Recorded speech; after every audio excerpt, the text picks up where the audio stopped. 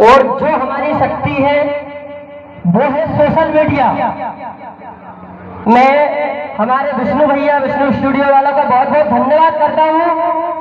उसके माध्यम से ये कार्यक्रम लाइव हर जगह दिखाया जा रहा है, हर व्यक्ति तक पहुंच रहा है। मैं तहे दिल से हमारे विष्णु भैया, विष्णु स्टूडियो वाले का बहुत बहुत धन्यवाद करता हूँ। इसी प्रकार हमारे भैया छगन भाई साउंड वाले, उनका भी बहुत बहुत धन्यवाद करता हूँ। देखिए, शिक्षा, स्वास्थ्य, रोजगार, समाज, ये से चलते रहते हैं। सारे विषय अपनी जगह हैं, अपने अपने कार्य कर रहे हैं, अपनी जगह काम हो रहे हैं, लेकिन सबसे बड़ा विषय है समाज। जहां हम खड़े हैं, जहां हमने जन्म लिया और जहां हम पले बढ़े और आगे बढ़ रहे हैं, हम सर्वप्रथम बात करेंगे हमारी समाज की। मैंने इंदौर में 6 महीने पहले जब जनसंपर्क करा तो उस जनसंपर्क में मैंने बहुत सारी ऐसी चीजों को पाया, ऐसी चीजों को देखा जिससे कि मेरी आत्मा को झकझोर दिया कि आखिर में वो है क्या, ऐसा क्या है, ऐसा कौन सा विषय है जिसके पीछे हम लोग लगे हुए हैं। मैंने कार्यक्रम कराए हैं, देखे हैं, पंपलेट छपवाए। पंपलेट में मेरे घनिष्ठ मित्र का नाम छूट गया। मेरे घनिष्ठ मित्र ने मुझे फोन लगाया, भाई मेरा तो नाम ही नहीं है यार पंपलेट में। मैंने उससे एक ही बात बोली, अबे पगले, तेरे सारी संसार जानती, तुझे नाम की क्या आवश्यकता है। जब उसका बैनर देखा, बैनर में फोटो नहीं। मैंने बोला फोटो को क्या करेगा, साक्षात तो खड़ा है, मेरे साथ चल। जब मुझे लोग पहचानेंगे तो तेरी भी ऑटोमेटिक पहचान बन जाएगी। तो मैं सभी भाइयों से, सभी अतिथियों से यही कहना चाहूंगा कि आदमी नाम और फोटो के पीछे लगा हुआ है समाज में, पर समाज की किसी को कोई परवाह नहीं।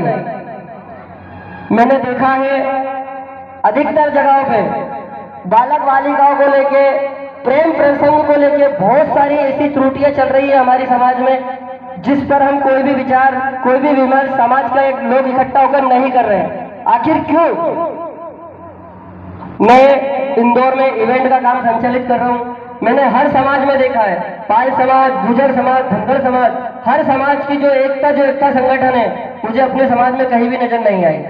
आखिर क्यों? क्या कारण है? हम इकट्ठा क्यों नहीं हो पा रहे हैं? उसका मेन कारण हम स्वयं है, अपने ऊपर लेते हैं, हम अपने आप पे लेते हैं ये चीजें। क्योंकि नायक हमेशा जंग में लड़ता है और नालायक हमेशा अपनों से लड़ता है। ये बात हमें ध्यान रखनी है। तो अब अपने आप में अपने को ये विचार करना है, सोचना है कि हम नालायक हैं या नायक हैं।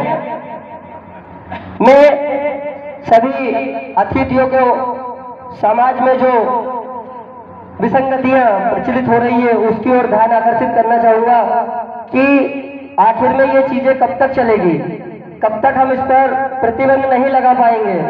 मैंने देखा है, आज एक समाज के बच्चे की हम बात करें, समाज का बच्चा अदर समाज की बच्ची को लेकर आता है और हमारा परिवार, हमारा समाज उसको स्वीकारता है। क्या ये सही है? हमारी आने वाली पीढ़ी की नस्ल क्या होगी? ये विचारणीय है। आज हमारे समाज की बच्ची अदर समाज के बच्चे के साथ जाती है, उस पे भी हम मौन हैं। आखिर क्यों? बैठे बुजुर्गों से, बैठे सम्माननीय अतिथिगणों से मैं प्रश्न पूछना चाहता हूं, क्या हम लोग नपुंसक हैं या हमारी समाज नपुंसक है?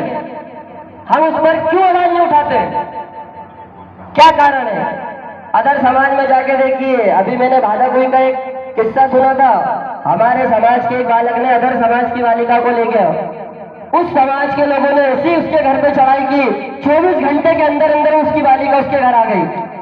आखिर क्यों? क्योंकि उनमें एकता है, उनमें संगठन है। हमारे समाज में ना कोई एकता है ना कोई संगठन है। यहाँ तो सिर्फ एक चीजें हैं, यदि मैं मेरे बच्चे का संबंध करने कहीं जाऊंगा तो मेरा रिश्तेदार ही उसके बारे में बोलेगा, अरे भैया वहां संबंध मत करे यार, उनका तो व्यवहार ही सही नहीं है। चाहे उसका व्यवहार लाख गुना अच्छा होगा, पर वो उसके बारे में बुराई करेगा, क्योंकि ये हमारी समाज की सबसे बड़ी और सबसे घिनौनी जो भी अपन माने उस त्रुटि को हम दूर नहीं कर पा रहे। आखिर क्यों, क्या कारण है? मेरा सभी अतिथियों से, मुख्य अतिथियों से बारंबार यही निवेदन है कि इन विषय पर चर्चा की जाए, इन विषयों को लेकर समाज में उतरा जाए कि आखिर में ये कब तक चलेगा।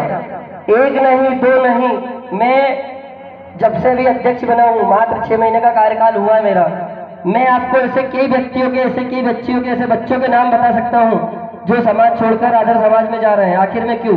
क्या समाज के लड़के स्मार्ट नहीं है कि समाज की लड़कियां स्मार्ट नहीं है? आखिर हम ये कदम क्यों उठा रहे हैं? सबसे मेन चीज है, जब हम बात करते हैं,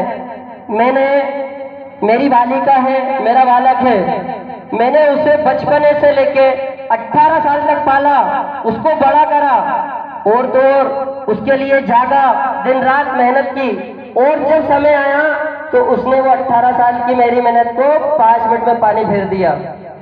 क्या मेरा प्रेम, मेरा प्यार उसके लिए इतना कम था कि एक अन्य व्यक्ति का प्यार उसके लिए 5 दिन में इतना बड़ा बन गया कि वो मुझे छोड़कर दूसरे के साथ चले गया? क्या कारण है?